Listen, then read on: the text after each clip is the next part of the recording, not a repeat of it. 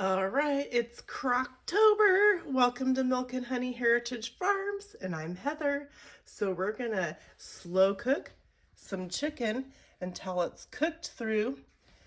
And so I've placed it's two chicken breasts that I sliced down the center to make them thinner. I'm gonna cook them and then I will cut them into bite-sized pieces. So I plugged in my crock pot and I'm going to turn it on to high for probably about 3 hours. I'm going to add in 4 cups of water. You can add chicken broth instead if you have it. I am going to be adding in, let me show you guys, some of this chicken bouillon flavor into this. I have a bunch of vegetables and things like that I'm going to be adding to my soup, but for now it's just going to be the 4 cups of water and 2 tablespoons of chicken bouillon with the chicken in it, and I'm cooking it on high for a few hours until my chicken's cooked, and then I'll bring you back and show you what I'm going to add to this beautiful soup on this lovely fall day. So hang in there with me and watch till the end.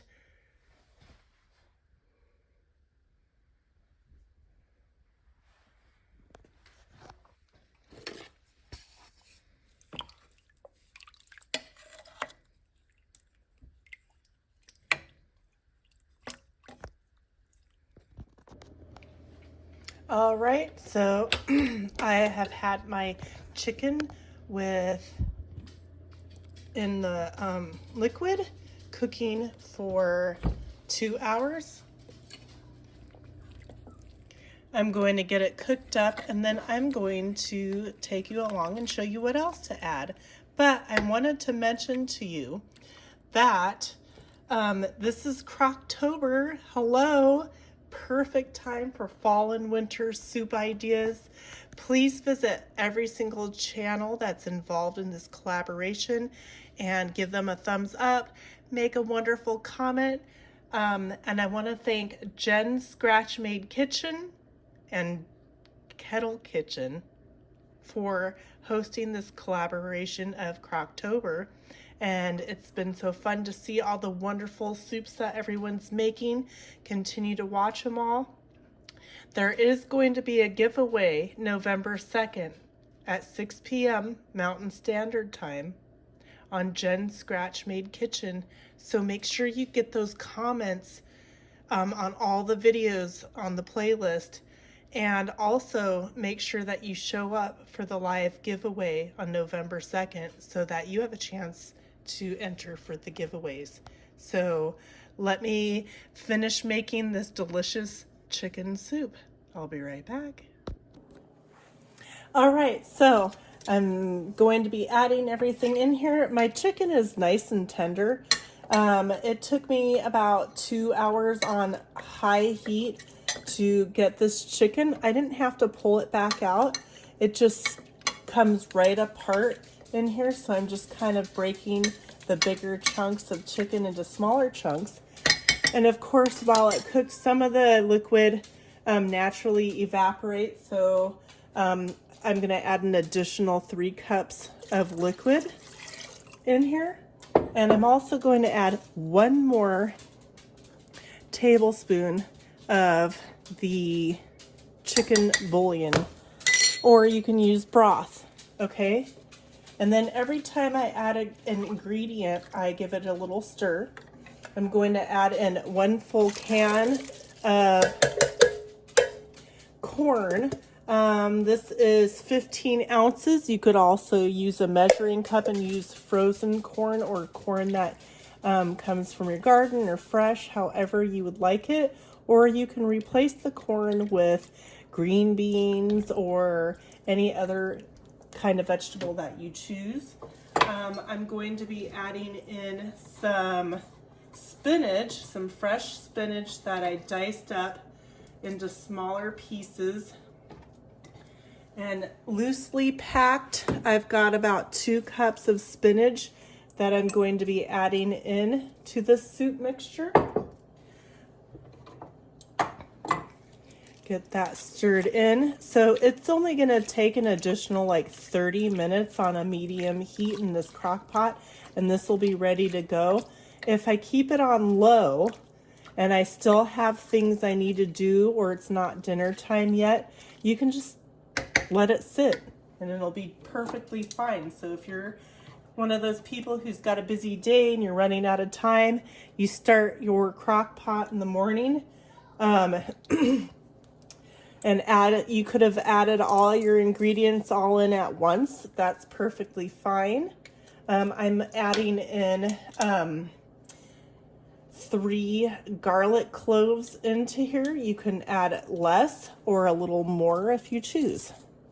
It's a versatile soup, and it's wonderful to have when, you know, it's cold outside, or I just dropped one in there, but that's okay. This is also great for leftovers. So say you don't end up eating it all today, well, you've got some that you can put away in the refrigerator for the next day or the day after, and it's all ready to go. How easy is that, right? So this is awesome. Like I said, you can add any vegetables that you want to it. You could make a side of rice or pasta to add some rice or pasta to this soup as well. You can add more liquid if you want, but I think this will be perfect. The spinach will cook down just a little bit and get a little bit smaller. And so I have a container of diced, let's see, yellow, orange, green, bell peppers, and I also have some white onion and purple onion and a little bit of tomatoes in here as well. But I'm not going to add this whole thing. I'm going to add it a little at a time and just see the consistency of my soup. I don't want to have too many things in here, but also I want to make sure I have enough. So I'm going to add, let's say, about half of this dish. Can I tell you guys how much this dish is? Well, what I ended up doing is dicing up half of the bell peppers and everything into smaller sizes. And so I feel like, or what it looks like to me, is I've got a good amount of, so every bite you have, you want to have a little bit of everything on your spoonful of your bite. And it looks to me like I do need some more of this. And let's just add it all in. That'll just make a better soup. You can add some pepper in there. If you want it taco flavored, you could add some taco seasoning in there. And that's it. Plain and simple. I'm going to put the lid back on a low heat if I've got still a few hours before we eat. Or if I need it quicker, I can set it on a warm temperature so it'll cook faster. The spinach will cook down. This is a nice, healthy soup. I'm not going to add any more, any salt to it because I added the chicken bouillon, which has sodium in it. So that's that. And this is delicious. You can also thicken this up with a variety of things like flour or a cornstarch and make it a thicker like base if you'd like. So there you have it. I'm going to let it sit for 30 minutes, and that'll intertwine all the different flavors into this dish. You can also add some pepper to it. So what a great way to have a wonderful soup sitting in the house all day long, to where your family can come and grab a bowl whenever they feel the need to get hungry or a need to just warm up, or, you know, it's wonderful. So thanks for joining me. Don't forget to hit that thumbs up, like, share, subscribe, share all these videos out, help get these wonderful soup recipes shared with all the people. So again, thank you for joining me, and I'll see you on the next one.